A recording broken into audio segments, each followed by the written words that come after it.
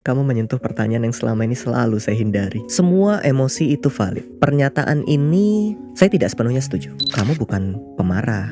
Kamu merasa marah. Karena jika kita mengidentifikasi diri sebagai emosi, ya agak susah jadinya. Apakah depresi saya itu bisa sembuh atau kata yang tepat itu pulih? Saya enggan menyebut kata sembuh bukan karena seseorang nggak bisa sembuh, karena definisi di kepala kita macam-macam. Sehingga mari membuat definisi baru. Definisi barunya adalah sembuh itu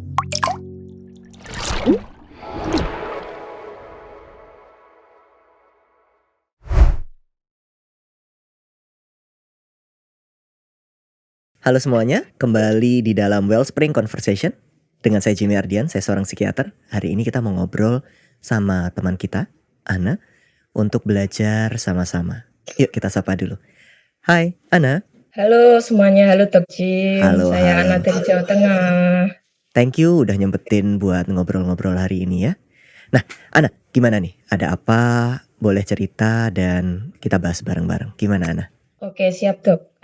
Sebelum saya bertanya, saya akan bercerita. Saya Ana, saya merupakan penderita depresi mayor yang sampai sekarang saya masih rutin kontrol dan konsul ke psikiater di rumah sakit.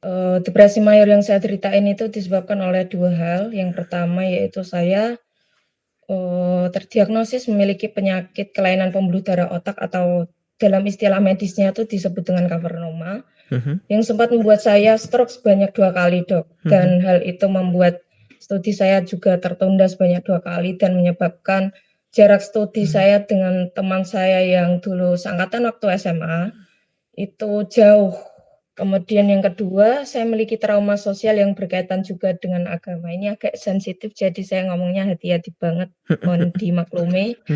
Trauma yang saya dapatkan itu karena dua kejadian. Kejadian pertama itu saat saya mulai lebih mendalami ajaran agama yang saya anut dan mengetahui fakta bahwa dalam agama yang saya ikuti itu ternyata terdapat banyak aliran-aliran yang terkadang saling berselisih antara satu dengan yang lain. Kenyataan yang saya dapati ini tuh sempat membuat saya shock, bingung, dan kehilangan arah terkait apa sih aliran yang nantinya ke depannya saya akan ikuti. Apakah saya stay di aliran yang saya ikuti ini waktu itu, atau saya pindah ke aliran yang baru aja ya. Kemudian yang kedua, saya pernah masuk ke dalam organisasi yang bergerak di bidang agama juga. Dan dari organisasi ini saya mendapatkan pengalaman yang sangat tidak menyenangkan bagi diri saya, mungkin bagi orang lain biasa tapi bagi diri saya enggak. Di dalam organisasi tersebut itu interaksi sosial antara anggotanya itu tidak sehat. Ada beberapa hal yang eksis atau ada di dalam organisasi itu bertolak belakang dengan prinsip hidup saya sehingga membuat saya itu tidak nyaman dan akhirnya saya keluar dari organisasi itu. Dan dampak-dampak dari tadi cerita yang sudah kejadian yang sudah saya ceritakan itu diantaranya yang pertama, ini sudah saya lalui jadi nggak apa-apa. Saya pernah punya keinginan untuk segera dipanggil ke sisi Tuhan, supaya saya segera beristirahat dengan damai tentunya. Yang kedua, saya pernah melakukan self harm dari yang sepele sampai mau OD tapi nggak jadi. Kemudian saya sempat merasa di titik merasa rendah diri karena saya kan studinya masih S1 gitu. Teman saya udah jauh di depan saya. Kemudian yang keempat, saya sering ke-trigger emosi saya tuh sampai saat ke-trigger ya. Emosi saya sampai meledak-ledak dengan bentuk nangis-nangis sambil teriak-teriak gitu. Kayak nggak terima gitu. Dan selanjutnya Dok, itu dampak yang sampai sekarang saya rasakan, yaitu tentang agama tadi. Saya sampai sekarang itu agak menghindari orang-orang yang agamis dan religius. Tentunya tidak semuanya, tapi yang membuat saya tidak nyaman saja. Dan yang kedua, saya menghindari topik yang membahas agama yang saya anut ketika berbicara dengan teman maupun orang lain demi menghindari terjadinya perselisihan karena perbedaan pendapat, pandangan, dan aliran. Dan kejadian yang sudah saya jabarkan itu terjadi sekitar tahun 2021 sampai 2023. Begitu Dok, begitu. Oke. Kalau gitu, ini tidak mudah mungkin untukmu ya, Ana. Tapi bolehkah kita kerucutkan apa nih yang mau kamu tanyakan nih? Saya ingin bertanya, yang pertama ya Dok, terkait bagaimana cara saya untuk mengelola emosi saya dengan lebih baik agar kondisi mental saya ke depannya itu bisa lebih stabil. hal ini tuh berkaitan dengan, juga pertanyaan coping mechanism seperti apa yang baik, Dok, I untuk see. saya atau untuk kejadian yang saya alami. Terima kasih. I see, I see, I see. Pertama-tama, saya mau mengkritisi dulu apa yang Ana sampaikan. Ana, kamu bukan pemarah. Kamu merasa marah. Tapi kamu bukan pemarah. Oke ya. Ini penting karena jika kita mengidentifikasi diri sebagai emosi, ya agak susah jadinya. Karena kita saja sudah menjadi satu, menganggap sebagai kesatuan emosi.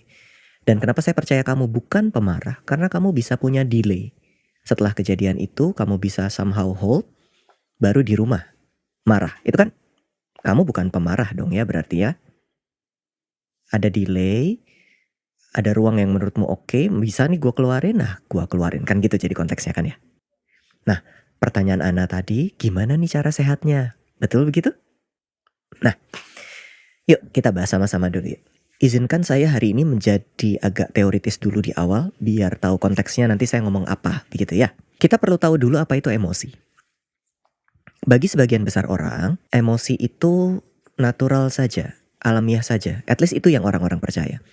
Saya dipukul, saya marah. Atau mainan saya diambil, saya sedih. Gitu, ya, natural saja. Well, benar itu terasa natural, tapi sebenarnya emosi itu dibangun. Paling tidak, 3 bangunan utama atau 3 bahan baku utama emosi itu muncul. Pertama adalah sensasi fisik. Atau bahasa ilmiahnya interoception. Kebetulan sebelum saya mulai podcast ini, saya minum kopi. Di awal saya podcast, saya merasa cemas. Sekarang tidak. Sehingga sekarang, saya mempertanyakan apakah cemas saya tadi itu betul saya cemas atau saya minum kopi dan berdebar. Sehingga saya mempersepsi bahwa saya cemas. Karena sekarang saya sama sekali tidak cemas. Itu yang pertama. Apa yang kita makan, minum, bangun tidur, kurang tidur atau tidak, itu akan mempengaruhi sensasi fisik. Dan sensasi fisik ini yang bisa kita persepsikan sebagai emosi atau bangunan besar dari emosi. Tanpa sensasi fisik, kita nggak akan menganggap itu emosi. Kita nggak akan bilang marah sebagai marah kalau badan kita rileks, nyaman, enteng, tenang. Kita bilang marah sebagai marah kalau ada tegangan otot, laju nafas yang cepat, dada rasanya tercekat. Bukankah begitu? Betul ya? Bangunan kedua dari emosi selain sensasi fisik atau interception adalah language atau bahasa. Jika tanpa bahasa, yang kita rasakan itu adalah rasa saja, afek saja. Seperti anjing yang sedang dikejar oleh anjing lain, dia akan merasakan denyut jantungnya meningkat, nafasnya cepat. Tapi mungkin anjing itu gak akan nyebut takut. Bahkan gak ada konsep takut di dalam kepalanya. Yang ada lari. Perlu bahasa untuk kita sampai pada emosi.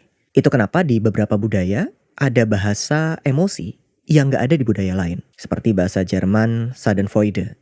Itu gak ada tuh di bahasa Indonesia. Itu bentuk emosi yang nyaman atau senang ketika orang lain menderita. Nah kalau di bahasa Indonesia itu namanya kurang ajar. Menderita bersenang-senang di atas penderitaan orang lain. Tapi di Jerman itu biasa, itu salah satu jenis emosi saja. Komponen ketiga yang membentuk emosi adalah konsep. Ya sesuai namanya, konsep.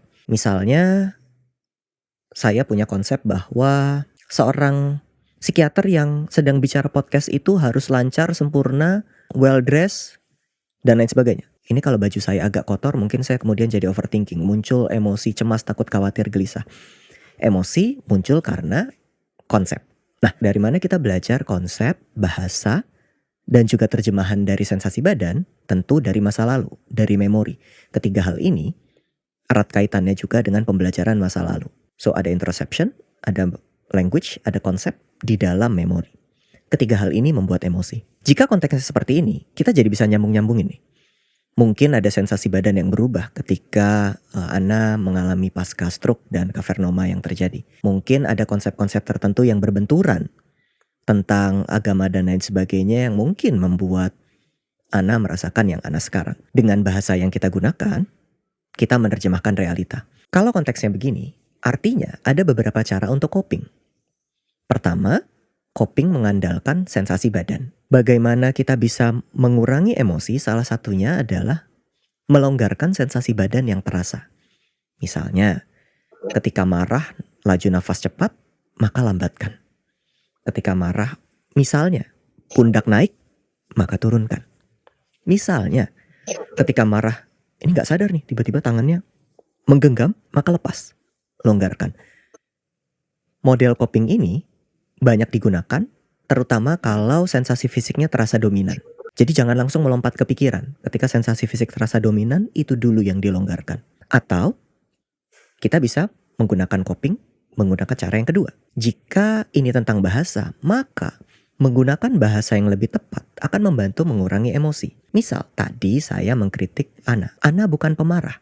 Ana merasa marah. Memperbaiki bahasa di sini, mengenali itu sebagai emosi bukan sebagai identitas akan membantu seseorang lepas. Minimal berkurang emosinya karena dia mengidentifikasi lebih baik. Sebagai contoh nih, rekan-rekan.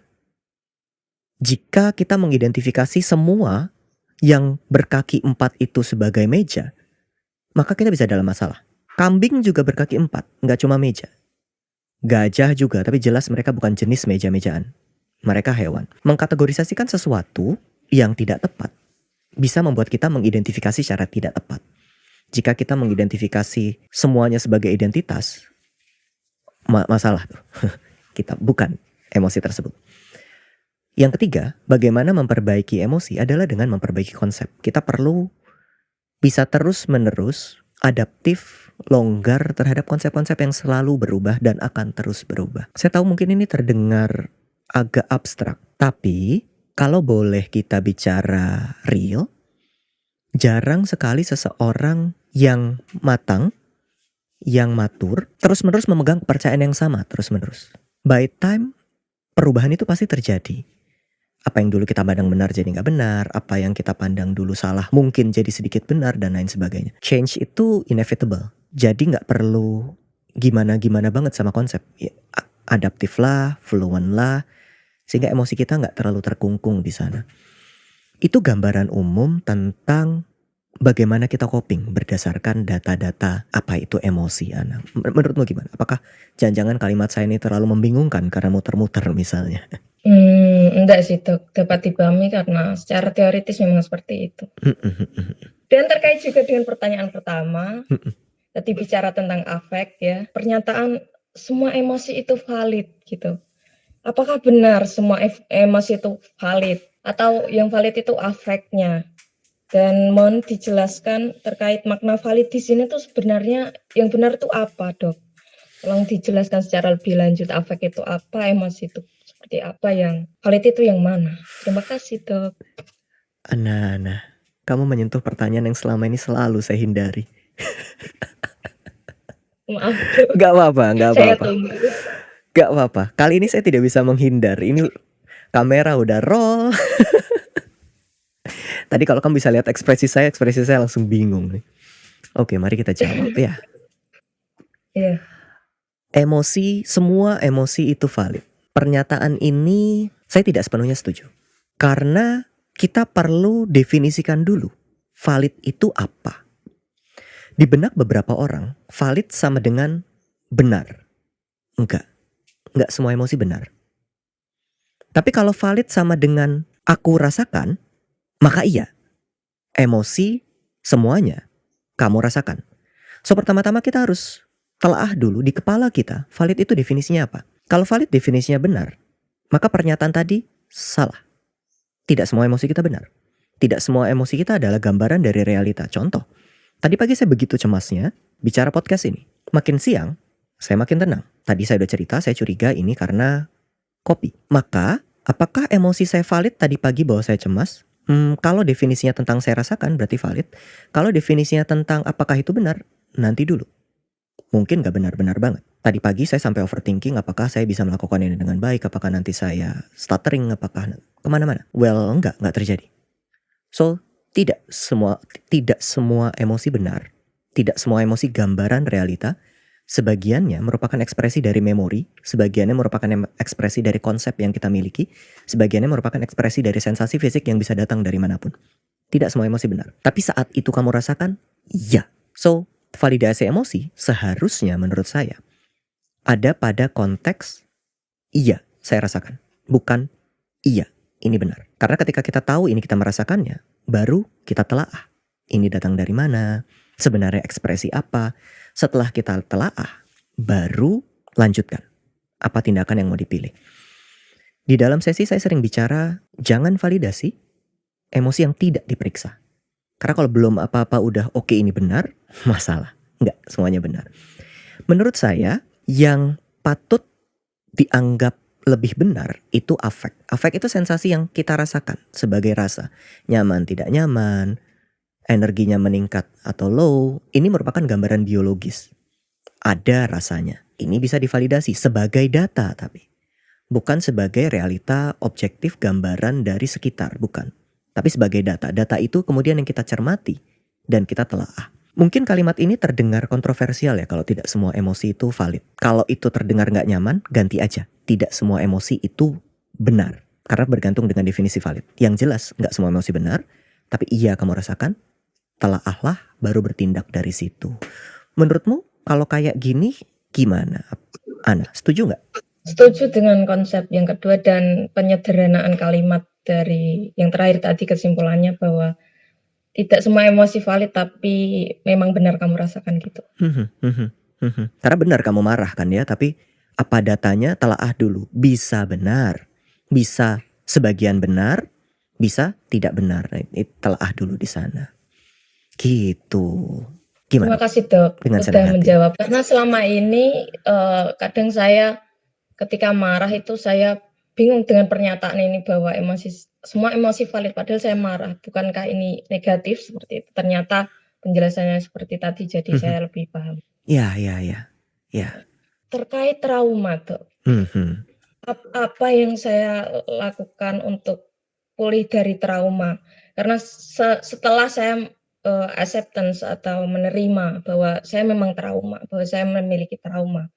Dan saya sudah meminta bantuan ke psikolog dan psikiater, dua-duanya saya sudah pernah. Apa tindakan lanjutan untuk memulihkan diri saya sendiri dari trauma seperti itu? Mohon dijawab, Dok. Ana, thank you. Thank you sudah pergi ke profesional. Somehow itu langkah pertama yang bukan langkah pertama ya. Itu langkah yang tepat. Saya percaya banyak langkah pertama yang kamu lakukan sebelum ke psikiater dan psikolog. So thank you. Ada banyak yang bisa kita lakukan untuk pulih dari trauma. Salah satu komponen terpenting dalam pemulihan trauma adalah corrective experience. Dalam bahasa Indonesia, pengalaman yang mengkoreksi. Katakanlah seseorang diabaikan saat kecil. Maka bagaimana terapi membantunya adalah dengan terapis menjadi pengalaman korektif bagi klien tersebut. Terapis yang hadir, utuh, mendengarkan, tidak menolak, tidak menghakimi, menjadi ruang terbuka bagi emosi klien, menjadi pengalaman korektif dari pengalaman diabaikan sendirian, kesepian, dan lain sebagainya. At the same time, kadang pengalaman korektif yang kita butuhkan bukan hanya didengarkan dan diterima. Misalnya pada kasus-kasus, katakan saja kecelakaan. Ketika seseorang kecelakaan lalu terapis mendengarkan tadi bukanlah pengalaman korektif untuk kecelakaan. Karena mungkin pengalaman korektif yang dibutuhkan lebih berupa bagaimana ketenangan, bagaimana tubuh tidak lagi bergejolak, bagaimana memori tidak lagi mengganggu. Itu pengalaman korektif yang dibutuhkan. Mendengarkan tidak membantu. Dalam kisah Ana, pengalaman korektif yang dibutuhkan akan lebih spesifik dibutuhkan. Maksudnya ini spesifik temanya tentang keagamaan. Dalam konteks konflik di dalamnya, dalam konteks perbedaan-perbedaan pendapat yang kadang saling bertentangan satu dengan yang lain, pengalaman korektifnya lebih spesifik. Tapi mari kita renungkan, apa pengalaman korektif yang dibutuhkan di situ? Apakah jangan-jangan saya butuh jembatan antara perbedaan-perbedaan tadi, apa kesamaannya? Sehingga rasanya tidak terlalu menegangkan lagi. Misal, atau apa pengalaman korektif yang dibutuhkan? Apakah saya butuh melihat tokoh-tokoh agama atau mentor-mentor yang berulas asih, sehingga wajah agama tidak lagi tampak menakutkan misalnya. Sehingga di kepala kita lebih welas asih begitu. Pikirkan dulu pengalaman korektif apa yang dibutuhkan dan dapatkan itu. Karena itu somehow yang secara alamiah bisa kita lakukan untuk pulih dari trauma. Saya izin menanggapi ya Dok. Boleh. Oke. Terkait tadi tindakan apa yang saya lakukan untuk memulihkan diri dari trauma seperti mencari figur tokoh agama yang welas asih itu sudah saya lakukan dan sampai saat ini saya sedang mencari. Udah beberapa menemukan, jadi yang negatif sudah saya hindari. Dan organisasi yang menurut saya kurang safe untuk saya itu saya hindari juga. Jadi saya masih dalam berinteraksi sosial masih membatasi diri karena takut nanti kalau terlalu bebas seperti dulu. Karena saya nge-explore dulu terkait agama itu, terlalu bereksplorasi, jadi terkena trauma. Apakah itu baik-baik saja? Saya membatasi interaksi untuk memilah dan memilih mana yang safe untuk saya saat ini gitu, agar tidak memperburuk trauma saya. Saya percaya kita perlu melakukan 2 hal sekaligus. Kita perlu menerima dan mengubah. Even kita perlu makan dan minum. Kita perlu melakukan secara simultan. So it's okay buat mengambil jarak sebenarnya Ana. At the same time boleh juga untuk tarik batasan-batasannya agak jauh. Misalnya oke, aku ambil jarak tapi sesekali tes deh. Kalau agak jauh gimana? Kalau eksplorasi dikit jangan banyak-banyak gimana? Apakah sudah lebih aman? Sehingga pelan-pelan lingkaran yang tadinya sempit karena ketakutan dan trauma itu akan melebar. Dan kita kembali merasa aman seutuhnya. Jadi boleh, tapi tambahin aja. Sesekali tantang dirimu untuk keluar dikit-dikit. Oke dok. Itu sudah saya lakukan dok. Sering nantang diri dan akhirnya masih belum kuat. Iya, kurang dikit mungkin. Dikitin lagi. Oh, dikitin lagi, oke. Dan itu sering saya dikasih aware sama adik saya atau karena support system saya bagus, jadi orang tua saya tahu, adik-adik saya tahu. Kadang mereka yang mengingatkan, hati-hati kak gitu. That's good. Gitu. That's good. Oke. Mungkin kalau ada satu pertanyaan terakhir Ana, karena nggak apa-apa sih karena keterbatasan durasi aja. Iya, paham dok. Oke, pertanyaan terakhir. Saya kan depresi nih, Mayer lagi. Apakah depresi saya itu bisa sembuh atau kata yang tepat itu pulih? Seperti itu, silakan dijawab dok. Pertanyaan penutup yang simple sepertinya. Tidak, tidak simpel. Karena kata sembuh itu di kepala orang bisa beda-beda. Ada yang di kepala orang sembuh itu artinya tidak muncul lagi. Sembuh itu artinya 100% kembali seperti semula. Definisi kita soal sembuh saja sudah macam-macam. Saya enggan menyebut kata sembuh bukan karena seseorang gak bisa sembuh, karena definisi di kepala kita macam-macam. Jika definisinya adalah gak bisa kambuh lagi, itu saja sudah bermasalah. Karena penyakit apa yang gak bisa kambuh lagi? Apa coba? Bisa, bisa, semua bisa. Bisa sakit lagi. Iya, penyakit kambuh-kambuhan kan biasa sebenarnya. Atau kalau definisinya adalah kembali ke fungsi semula. Beberapa penyakit tidak bisa kembali seperti semula tapi sembuh. Kan definisinya macam-macam nih. Sehingga mari membuat definisi baru. Yang sebenarnya gak apa-apa juga. Definisi barunya adalah sembuh itu ketiadaan gejala depresi. Ketiadaan gejala depresi, seseorang mampu kembali ke aktivitas semula, hidupnya fulfilling, hidupnya penuh, bermakna, maka sembuh. Bisa balik? Bisa, karena semua penyakit bisa balik. Jika begitu definisinya, maka bisa seseorang sembuh? Jawabannya bisa. Saya tidak bilang jadi mudah, tapi jawabannya bisa. Dengan kombinasi terapi, bagaimana kita berusaha bekerja, support system, keseluruhan konteks tadi dikerjakan, sembuh itu possible. Kita bisa kejar ke sana. Semoga ini ngasih harapan ya, Ana ya. Oke. Ya. Terima kasih dok. Thank you Ana. Sementara mungkin itu dulu obrolan kita hari ini. Thank you teman-teman yang udah menyimak. Jika kamu adalah salah satu yang mengalami depresi juga, ada harapan untukmu. Dan seperti Ana, it's okay, gak apa-apa buat pergi ke psikolog dan psikiater. Sampai jumpa di episode selanjutnya dalam Wellspring Conversation. Bye-bye.